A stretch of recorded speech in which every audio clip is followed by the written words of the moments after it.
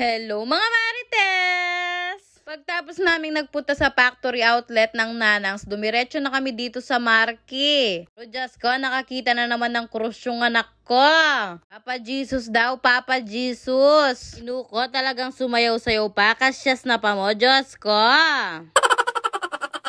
Yung binababay niyang yan daw yung mga angel ni Papa Jesus, Diyos ko. Ut kasyas dadatang deng angel arene, Chares! Abangan nandito kami, may nakakilala pa sa aking followers ko, Kalagunan Joko. Oh, shoutout kaya ka, Jo. Talaga yung pinunta namin sa Marky, bibili ko ng abayanas yung asawa ko. Kaya nakaswelo na, Jo. Sabi ko sa kanya, siya yung ibibili ko, pero nauna pa akong namili sa kanya. O, makanyang karugo, Marites. Magaganda yung mga design dito, chinat ko yung kapatid ko. Sabi ko sa kanya, ibibili ko siya ng abayanas. Kasama niya nga yung jowa niya dito, kaya pinapili ko na silang dalawa. Aro Diyos ko, may ragulis sila. Meto nga isasali ko, may kilangat lujo.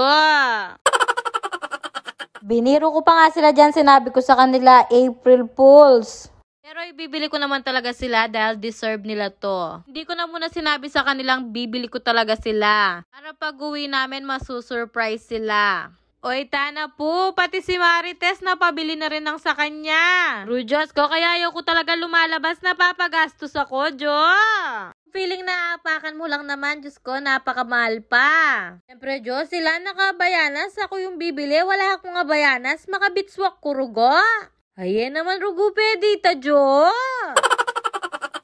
Deserve naman namin to dahil nakuha namin yung target sales namin sa Nanangs. Kaya binili ko rin talaga yung kapatid ko, pati yung jowa niya, dahil sa tuwing may lakad kami or collab ako, sila yung nagbabantay sa tindahan namin. Tsaka sa tuwing may inuutos ako sa kanila or pinapabantay ko si Zoe, hindi sila nagdadalawang isip, kaya deserve nila to. Pero nung magbabayad na ako, Diyos ko, may papawas kong marimla, Jo.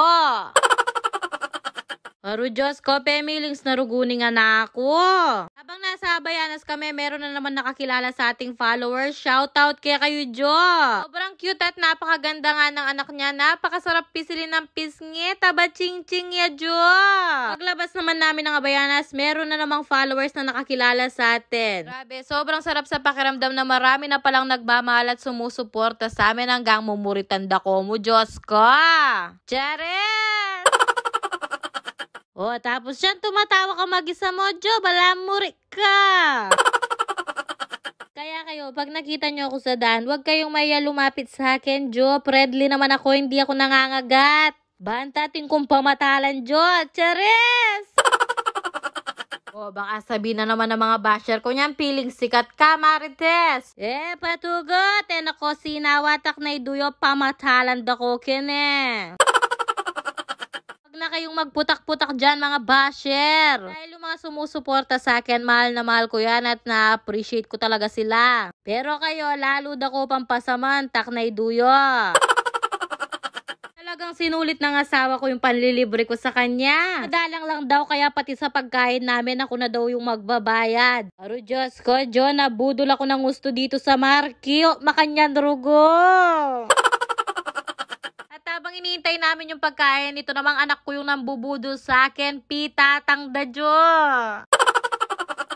Pagdating nga ng pagkain namin, nagre-reklamo ako sa asawa ko, bakit sunog naman yung baboy na napunta sa akin? Pero dahil nandito na to, hindi na tayo magre-reklamo, Jo, mga karine. Unang kagat ko nga dito sa pagkain ko, Diyos ko, lalasaya talagang dulo. Kaya sabi ko sa asawa ko, deserve ko naman ng masarap na pagkain. Order mo ulit ako. Umayag naman siya na lang daw yung kakain dun sa nasobra kong pagkain. Ito yung masarap, Jo. Ito na kasi yung ino-order ng asawa ko kanina sa akin, nagmamaarte pa ako. Ayan, tuloy, sunog yung napunta sa akin. Pero hindi naman kami nagsasayang ng pagkain dahil yung sumobra ko, kinain naman ng asawa ko. Katako mo, Marites, mag-diet ka, loko. Halang diet, Jo. Pagtapos namin kumain dito, dumiretso na kami dito sa Krispy Kreme para mag-take out ng donuts. Gusto kasi ni Zoe to, kaya every time na nagpupunta kami sa mall, matik na kailangan namin siyang ibili ng ganito. Jo, si Marites na naman yung magbabayad. Sana, Jo, hindi na talaga ako babalik dito sa Marky. Pag-uwi namin, dumiretso agad ako dito sa bahay ni sister para ibigay ko yung surpresa ko sa kanila. Alo, kakatulada pa mo, jowa. Sa mga magtatanong dyan kung babae ba yung jowa ng kapatid ko, Wodjo, that's my tomboy lang. Hindi naman ako kokontra kung ano yung gusto ng kapatid ko, basta ako nakasuporta lang ako sa kanya. Kahit makipag-jowa pa siya ng Black American at foreigner. Tiyare!